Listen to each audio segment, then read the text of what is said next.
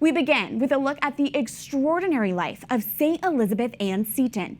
The East Route begins in New Haven, Connecticut, winds through New York City, Washington, D.C., and Steubenville, Ohio, and follows in the footsteps of the American-born saint who was a wife, a mother, and eventually a religious sister.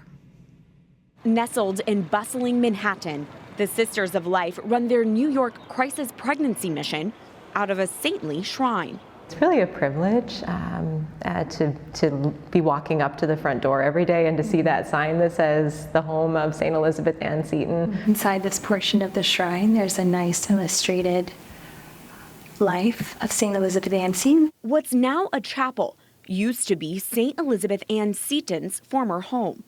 Though members of a different religious order, these sisters draw inspiration from the saint who was a mother, as they care for pregnant mothers in need today.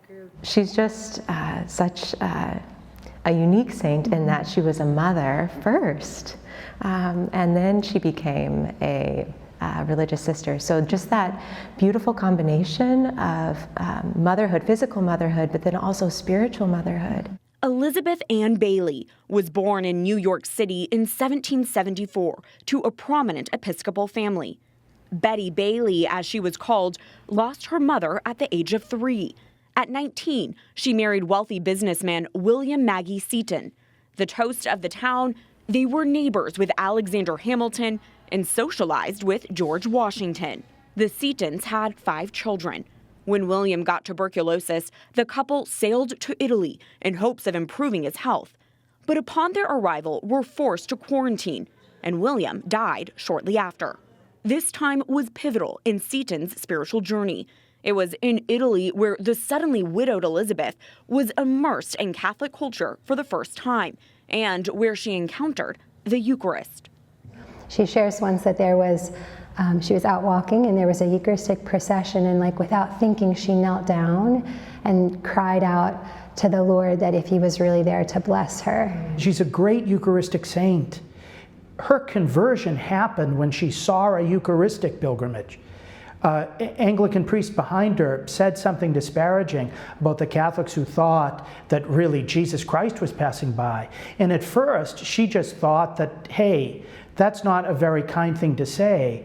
But she began to really wrestle with that idea. Was it just a piece of bread in a monstrance walking by, or really was that Jesus? And she came to the conclusion that it was Jesus. Father Roger Landry, the only priest committed to walking the entirety of one of the national Eucharistic pilgrimages, is walking the Eastern Seton Route.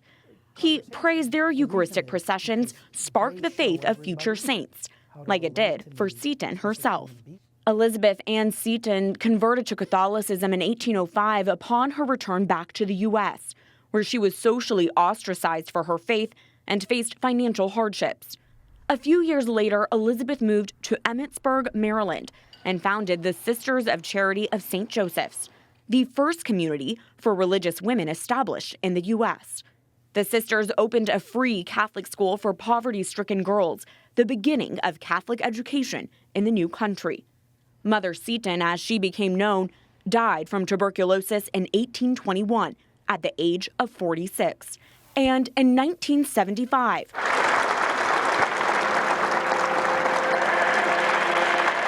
she was canonized, becoming the first American-born saint.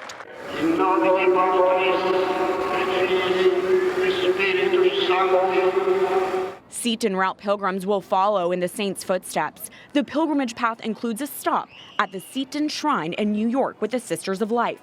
And about 2 weeks after that, a visit to Elizabeth Seton's National Shrine in Maryland, where she's buried today. From socialite to saint, in studying Elizabeth Ann Seton, it's clear the Eucharist transformed her life.